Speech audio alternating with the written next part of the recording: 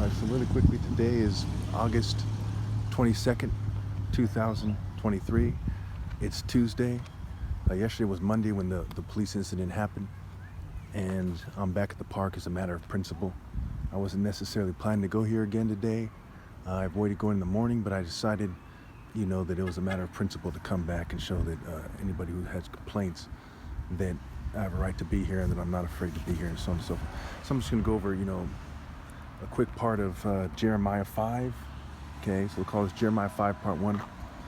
No one is upright, or not one is upright is the title.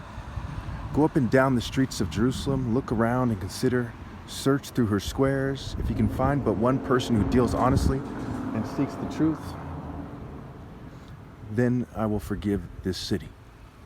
Although they say, as surely as the Lord lives, they are still swearing falsely. Lord, do not your eyes look for truth? You struck them, but they felt no pain. You crushed them, but they refused correction. They made their faces harder than stone and refused to repent. I thought, these are only the poor, they are foolish, for they do not know the way of the Lord, the requirements of their God. But with one accord they too had broken off the yoke and torn off the bonds.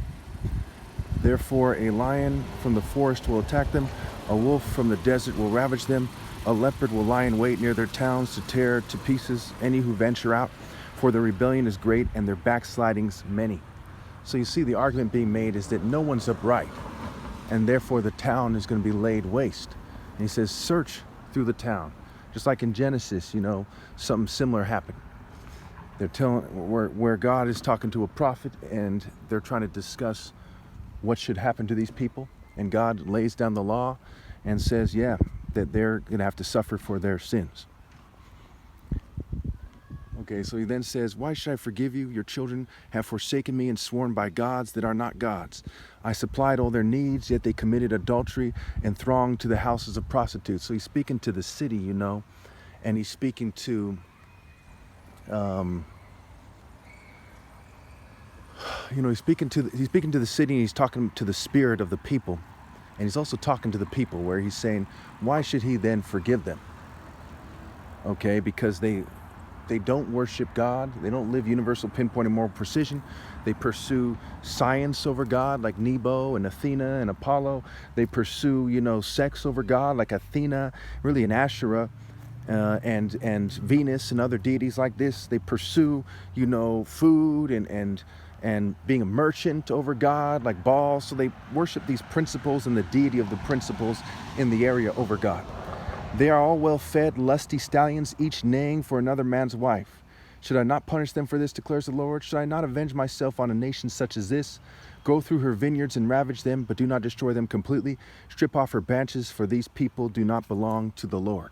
Okay, so again, you see that this is a recurring theme in the Bible, in Jeremiah, in Isaiah, and on and on and on, where God is saying, where are those who put righteousness first? Where are those who put morality first?